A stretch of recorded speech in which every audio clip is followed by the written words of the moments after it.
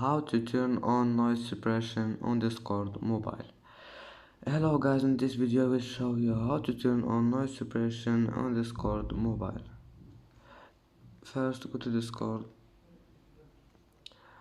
and then click on your profile to go to the settings, and then you need to find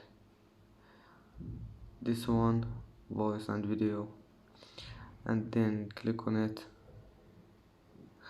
And now all you need to do is just turn this one on, and if you want you can turn it off again, just click on it. Anyway, that's today's video. If you like it, don't forget like and subscribe, and watch this video if you want, and see you in the next video.